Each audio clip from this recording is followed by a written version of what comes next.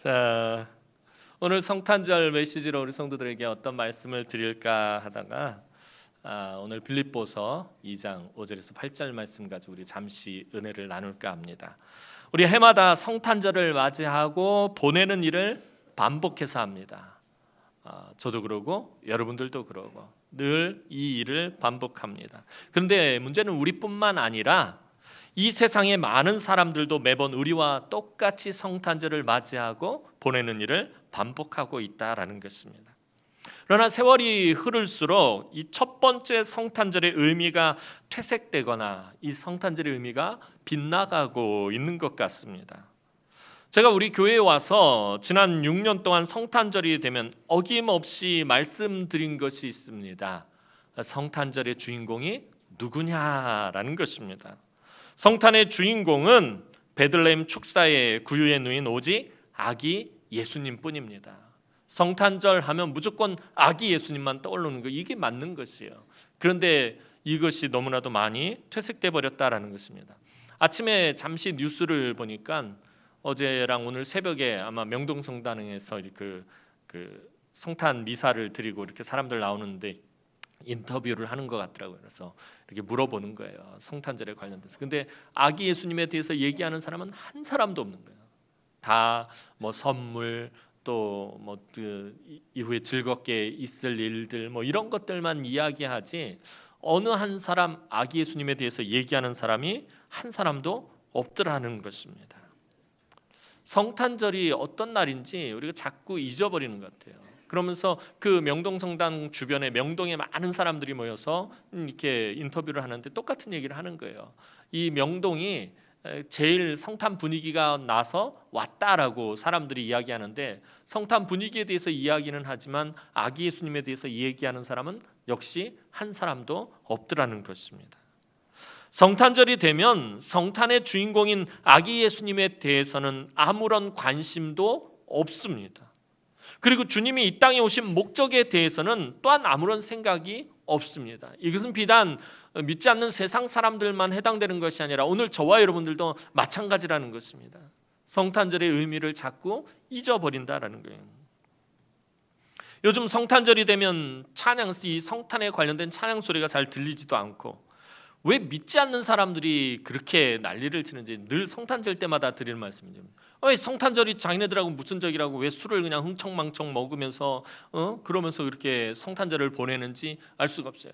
술은 이빠이들 먹고서는 이렇게 혀가 꼬라가지고 메리 크리스마스 하는데 하나에서 이건 맹구인데 메리 크리스마스라고 자기네들끼리 막 얘기해요. 막 이곳저곳에도 붙여놓고 심지어는 절간에도 붙여놨더라고요. 메리 크리스마스. 메리 크리스마스가 뭔지는 알고서는 하는 거예요. 여러분들 잘 아시겠지만 메리라는 말은 유쾌하고 즐거운, 기쁜 이런 뜻이고요. 크리스마스는 합성어입니다. 크라이스트와 메스라는 말이 합성된 말이에요. 메스는 모임, 모으다 뭐 이런 뜻이고요. 예배하다 이런 뜻이고요. 그러면 메리 크리스마스, 이 크리스마스란 뜻은 뭐냐면은 아기 예수님을 그리스도로 영접한 사람들의 모임은 즐겁고 유쾌하고 기쁜 것이다라는 그런 의미를 가지고 있는 거예요. 아기 예수님을 그리스도로 믿는 사람들이 모임, 이것은 너무나도 기쁜 것이다라는 것을 말하는 게 메리 크리스마스예요. 그런데 술에 이만큼 취해가지고 메리 크리스마스, 스님들도 메리 크리스마스, 이게 무슨 의미인지 알고서들 하는 말이냐는 거예요.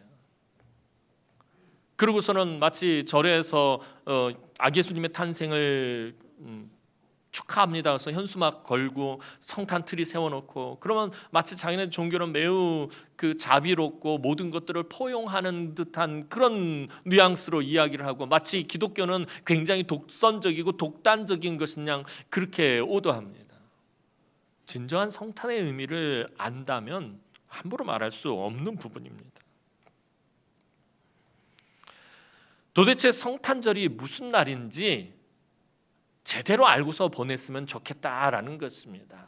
그것은 오늘 저와 여러분들도 마찬가지고요. 전에도 몇 번 말씀드렸듯이 저 어릴 때는 이 성탄절에 관련되면 꼭 생각나는 게 그게요. 야간 통행 금지가 이렇게 생각이 나요. 저 어렸을 때 야간 통행 금지라는 게 있어가지고 우리 어른들은 다 이미 다 경험하셨을 테고 요즘 애들은 이게 도대체 무슨 말인가 그런 거예요. 우리나라가 해방되고 나서 미 군정이 시작해가지고 이게 1982년 1월 6일까지 지속된 게 밤 12시부터 새벽 4시까지는 밤에 아무도 돌아다니지 못하는 것이었습니다. 그런데 그 전까지만 해도 자정부터 새벽 4시까지 아무도 다니지 못했지만 1년에 유일하게 야간 통행 금지가 없었던 날이 하루 있었습니다. 12월 24일 성탄절 이브였습니다. 이 날은 이상하게 아마 그 미 군정에서 시작해가지고 미국 문화 때문에 그랬는지 몰라도 1년에 딱 한 번 야간 통행 금지가 없었던 날이 바로 12월 24일이었습니다. 이 날은 그래서 교회가 이 새벽송을 돌게 되고 가난했던 시절, 참 어려웠던 시절 아기 예수님의 탄생을 축하하면서 서로를 위로하고 격려하는 그런 시간들을 가졌어요. 그래서 새벽송을 막 다니다가 보면은 이웃 교회와 또 마주칠 때가 있어요. 그러면 메리 크리스마스 그런 새벽에 그러면서 서로 반갑게 서로 또 축복해주고 그러고 이렇게 새벽송을 돌곤 했던 기억이 있습니다. 요즘은 그런 모습을 찾아보기가 참 많이 힘든 것 같습니다. 요즘 또 아파트들 많이 지어서 들어가지도 못하고 또 층간 소음이 있어서 가서 새벽송 하는 것도 여러 가지로 어려운 부분들이 있는 것 같아요. 어저께 우리 대학부 청년들 새벽송 도는 첫 번째로 이제 저희 집에 왔다가 이렇게 가는데 보니까 뭐 이번에도 몇 집 안 돌더라고요. 서로가 다 힘들고 어려우니까 또 상황이 그러니까 그런 것 같은데 참 크리스마스 이 성탄절의 의미가 너무 많이 약해졌다라는 생각을 하게 됩니다. 요즘은 성탄절이 돈벌이로 전락하며 상업화, 세속화되어 버렸습니다. 그래서 교회는 성탄절이 되면 반드시 이 성탄절의 의미를 분명히 선포하고 알려야 합니다. 성탄절은 인간을 향한 하나님의 구원 계획의 가장 중요한 프로젝트였습니다. 하나님의 인간 구원의 계획은 하나님께서 인간의 몸을 입고 이 땅 가운데 오시는 일에서 시작되었습니다. 성자 하나님은 모든 천지 만물을 지으신 창조주의 자리를 비우고 내려오셨습니다. 가장 높은 곳에서 가장 낮은 곳으로 내려오신 것입니다. 성자 하나님이 사람의 몸을 입으셨다는 것, 이 성탄은 성육신 사건을 말하는 것입니다. 동정녀 마리아를 통해서 사람의 몸을 입고 이 땅에 오셨다라는 이게 도대체 이 성탄이 무엇을 의미하냐는 거야. 사실은 우리 전에 늘 말씀드렸지만 성탄이 우리에겐 너무나도 기쁘고 즐겁고 반가운 날이지만 이 성탄은 바로 무엇과 직결되냐면 죽음과 직결되는 말입니다. 사실은 성육신이란 말은 죽음과 직결되는 말입니다. 왜냐하면 주님께서 이 땅에 내려오신 목적은 죽기 위해서 내려오신 겁니다.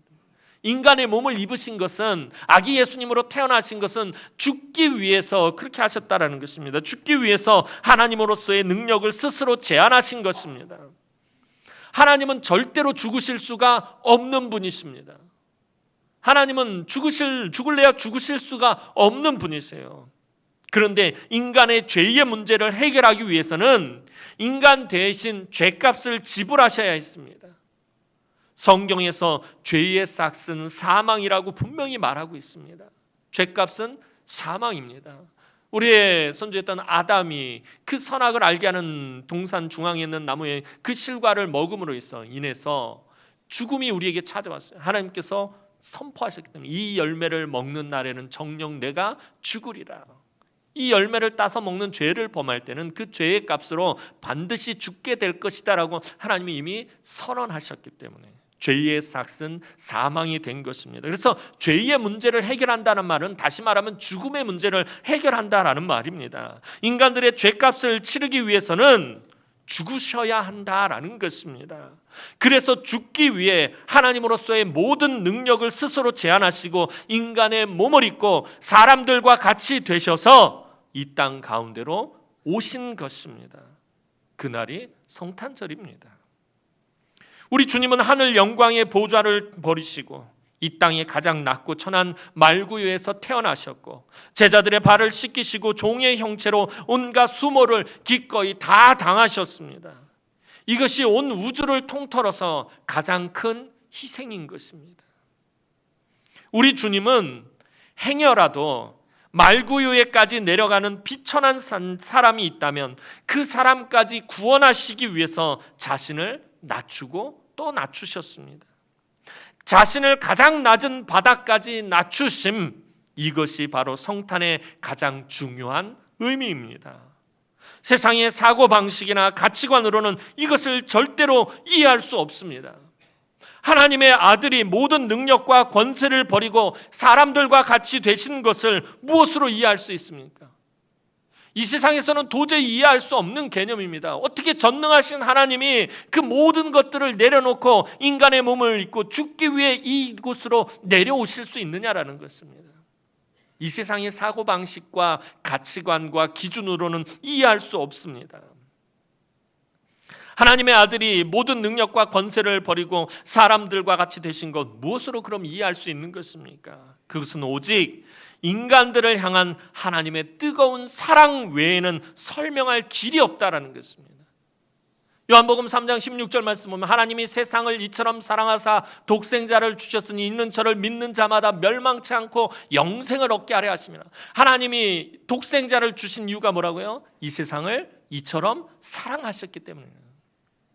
하나님이 인간의 몸을 입고 이 땅에 내려오신 것은 하나님이 이 세상을 이처럼 사랑하신 것 외에는 다른 것으로 설명할 수가 없다라는 것입니다. 그 사랑이 주님의 가슴에서 계속적으로 폭발하면서 낮은 곳으로 더 낮은 곳으로 임하시게 했던 것입니다. 이런 주님을 바라보며 사도 바울은 오늘 우리에게 예수의 마음을 품으라고 말하고 있습니다. 5절 말씀 우리 다 함께 한번 보도록 하겠습니다. 5절 말씀입니다. 시작.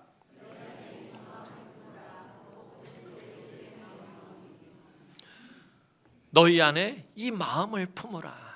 그 그리스도 예수의 마음이니 예수의 마음을 품으라고 사도 바울이 우리에게 말하고 있습니다. 그렇다면 예수님의 마음은 어떤 마음입니까?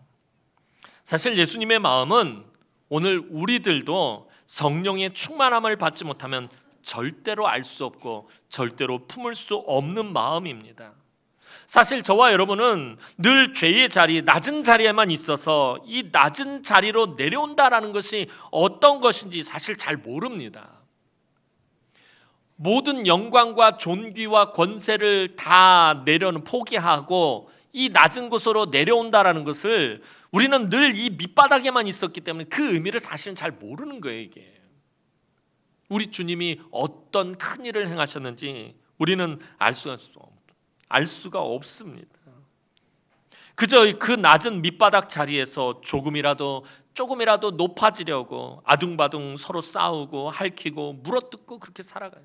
다른 사람을 누르고 그렇게 해서 올라가려고, 그러고서 이 세상에서 그렇게 살아간다라는 거예요.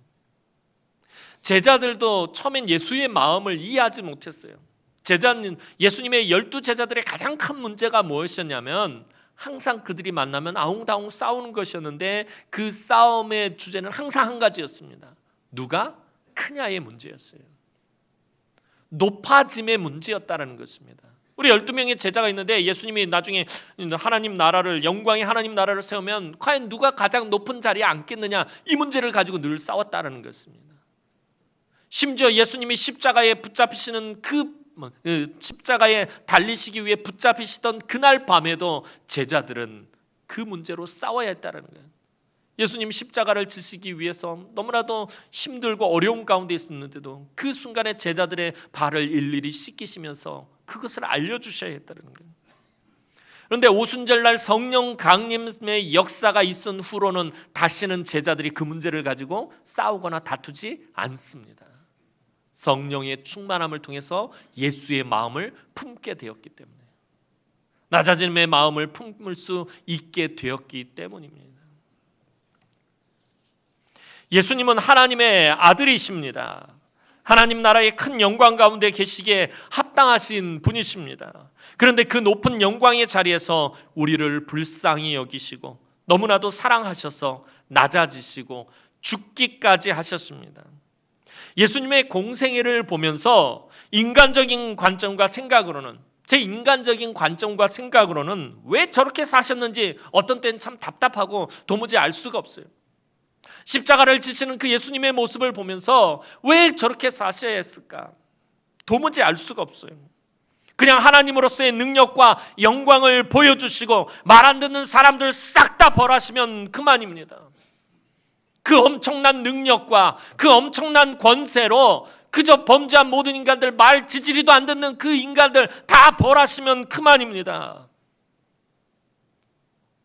온 세상을 호령하면서 천군천사의 그 나팔 소리를 들으면서 이 땅에 오셔가지고 그냥 심판하셔도 아무 할 말 없습니다. 그런데 예수님 그렇게 하지 않으셨습니다. 하나님으로서의 모든 권리와 영광과 지위를 스스로 포기하셨습니다. 그것은 너무나도 뜨겁게 타오르는 우리를 향한 사랑의 마음 때문이었다라는 것입니다. 6절 말씀 보도록 하겠습니다. 6절 말씀입니다. 시작.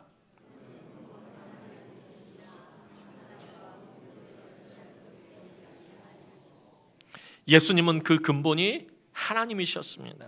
하나님의 본체라는 말은 예수님의 본질은 하나님이라는 말입니다. 예수님은 모든 면에서 하나님과 똑같은 분이셨습니다. 하나님의 본체라는 말은 예수님의 자격과 예수님의 신분을 의미하는 말입니다. 어쩌다가 갑자기 즉흥적으로 그 역을 맡은 것이 아니라 이미 태초부터 창조 사역에 함께 동역하셨고 함께 영광을 취하셨던 분이셨습니다. 그런데 예수님은 하나님과 동등됨을 취할 것으로 여기지 않으셨습니다. 즉 예수님께서 받으셔야 할 영광이나 존귀를 당연한 것으로 여기지 않으셨다라는 것입니다. 예수님께서 무엇인가를 잘못한 것이 있으셔서 하나님으로서의 신분과 지위를 내려놓으신 것이 결코 아닙니다. 실수로 빼앗기신 것도 아닙니다. 그냥 당연하게 그 모든 것을 유지하실 수 있으셨습니다. 그런데도 그것을 포기하셨습니다. 그것은 우리를 향한 불일 듯이 타오르는 뜨거운 사랑 때문이었습니다. 예수님은 단지 아버지의 명령에 따라 마지못해 이 땅에 내려오신 것이 아니었습니다. 예수님은 얼마든지 이 길을 피하실 수도 있었습니다. 이 고난의 잔을 마시지 않아도 되었습니다. 그러나 예수님은 더러운 죄로 가득한 인간들 사이로 사람과 같이 되어서 내려오셨습니다. 무슨 실수를 하시거나 무슨 잘못을 범해서 세상으로 유배를 오신 것도 아닙니다. 예수님께서 그렇게 하신 것은 오직 우리를 향하신 그 뜨거운 사랑 때문이었다라는 것입니다. 인간들을 그냥 쉽게 대하실 수 있었는데 그렇게 하지 않으셨던 거예요. 왜 그러셨냐면 예전에 아주 오래전에 이 땅에 죄악이 넘쳐나던 때가 있었습니다. 그래서 하나님께서 성경에서 딱 한번 힘의 논리를 사용하셔서 홍수로 이 세상을 싹 진멸하신 적이 있으셨어요. 홍수로 이 땅을 진멸하시고 노아와 그 노아의 가족, 그 방주 안에 있는 그 존재 생명체들을 빼놓고는 다 진멸하신 적이 있으셨어요. 근데 그러시고 나서 하나님이 너무 마음이 아프셨어요. 하나님이 당신의 가지신 그 능력 조금 아주 극히 조금만 사용하셨을 뿐인데 하나님 마음이 너무 아프셨어요. 그래서 하나님께서 다시는 내가 힘의 방법을 쓰지 않겠다라고 하나님께서 결심하십니다. 그래서 내가 다시는 물로 세상을 심판하지 않겠다라고 말씀을 하신 것입니다. 그 대신 하나님이 선택하신 방법이 무엇입니까? 힘의 방법이 아니라 사랑의 방법, 희생의 방법을 선택하셨어요. 도리어 당신을 희생시키기로 하셨던 거예요. 사람들을 심판하고 벌 주기보다는 당신을 희생하시는 것이 차라리 낫겠다라고 생각하신 거죠. 물론 세상을 심판하시고 나서 사람을 벌하시고 나서 마음이 너무 아프신 것이에요. 다시는 이것을 못하겠다. 차라리 내가 이 모든 것을 감당하고 내가 책임을 지고 내가 차라리 이 형벌을 받는 게 낫겠다라고 하나님 생각하신 것이에요. 그래서 모든 계획을 세우신 것입니다. 그래서 사람과 같이 되셔서 이 땅 가운데 내려오시기로 하신 것입니다. 무슨 실수나 잘못이 있어서 하늘의 영광을 버리고 내려오신 것이 아니다라는 것입니다. 오직 우리를 향한 그 뜨거운 사랑 때문에 사람의 몸을 입고 이 땅으로 내려오신 것입니다. 그래서 7절 8절에서 사도 바울이 우리에게 말하고 있습니다. 우리 7절 8절 말씀 다 함께 읽어보도록 하겠습니다. 7절 8절 말씀입니다. 시작.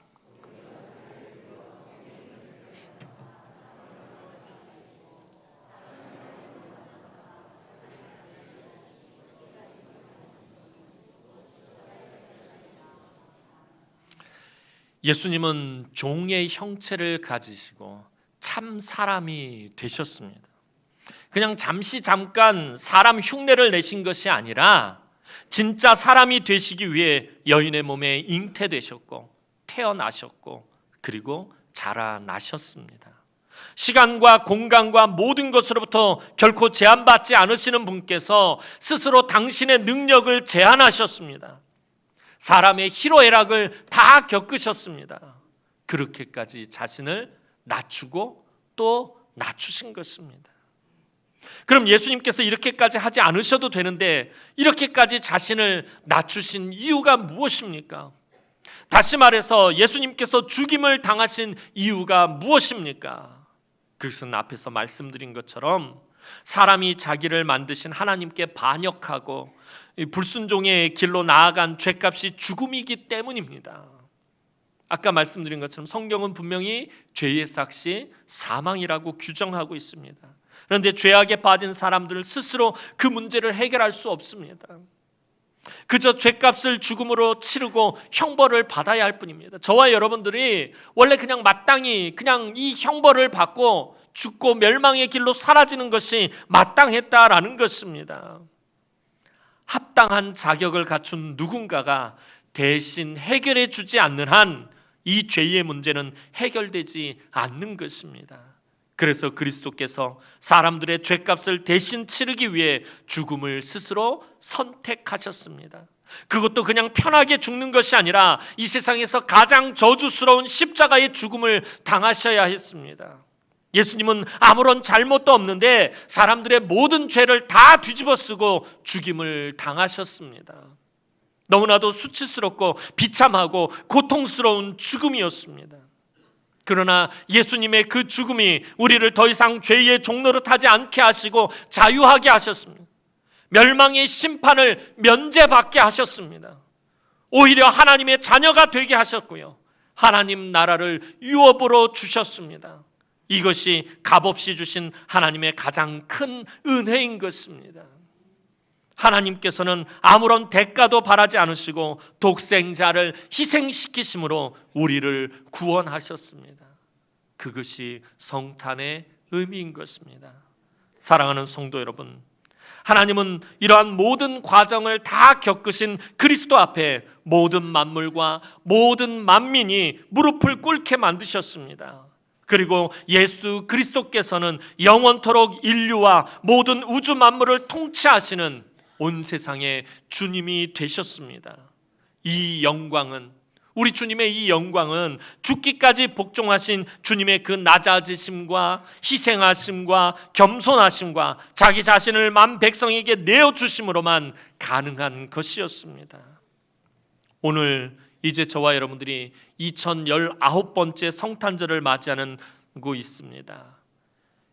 2019번째 성탄절을 맞이하는 우리의 문제가 무엇입니까? 그것은 주님이 이 땅 가운데 내려오셔서 사람들과 같이 되시는 낮아지심의 과정을 우리 스스로 생략해버리고 있다는 거예요. 우리가 신앙생활하면서 주님께서 성육신하신 인간의 몸을 입고 사람같이 되셔서 이 땅에 오시는 그 낮아지심의 과정을 저와 여러분들은 어느덧 신앙생활하면서 이 과정을 생략해버렸다라는 것입니다. 늘 예수 믿고 복받는 일만 강조하면서 주님이 내려오신 그 과정을 생략해버렸다는 거예요. 우리의 관심은 낮아짐이 아니라 높아짐에 있고 성공하고 출세하고 복받는 일에만 늘 우리의 관심이 갇혀 있다는 것입니다. 예수 믿고 복받는 일만 강조하면서 주님이 내려오신 그 과정은 우리는 거들떠보지도 않습니다. 이것은 기독교가 아닙니다. 예수 믿고 내가 받을 복만 강조한다면, 내가 받을 복만 추구한다면 그것은 기독교가 분명히 아닙니다. 우리의 본질은, 우리의 본질적인 축복은 바로 이 낮아짐의 과정을 통해서 비롯되며 주님의 뒤를 따라서 이 낮아짐의 과정을 잘 통과할 때 하나님이 우리를 높이심으로 거기에 우리의 영광이 있고 거기에 우리의 축복이 있는 것입니다. 사랑하는 성도 여러분, 오늘 우리가 성탄절을 맞이하고 성탄뿐만 아니라 신앙생활에 나아갈 때 정말 중요한 것이 있습니다. 그것은 지금도 우리를 다스리시며 앞으로도 영원토록 우리를 다스리시는 왕 중의 왕 되시는 예수 그리스도와 함께 그의 백성으로 겸손히 순종하는 삶을 살아가는 것입니다. 오늘 우리 신앙생활에도 복받고 성공하고 출세에만 관심 있고 낮아지면 아무런 관심이 없다면 저와 여러분들은 그리스도인이 아닙니다.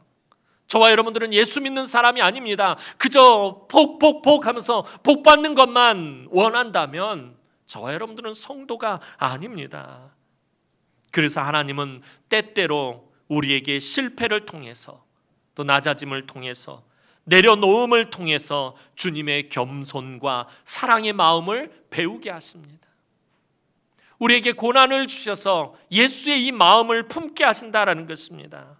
만약에 여러분이 지금 낮아짐의 시간에 있다면, 여러분들이 지금 힘들고 어려운 그 과정을 지나가고 있다면, 여러분들이 낮아짐의 시간에 있다면 여러분은 지금 주님의 시간 속에 있는 것입니다. 주님의 겸손과 사랑을 배우고 있는 것입니다. 희생과 헌신의 훈련을 받고 있는 것입니다. 여러분들이 고난을 당하고 있다고, 삶에 어려움이 있다고 그것 때문에 낙심하거나 실망하지 마시기 바랍니다. 하나님의 손이 여러분들을 붙들고 계십니다. 그 낮아짐을 통해서 여러분들에게 복을 주시기를 하나님 원하신다라는 것입니다.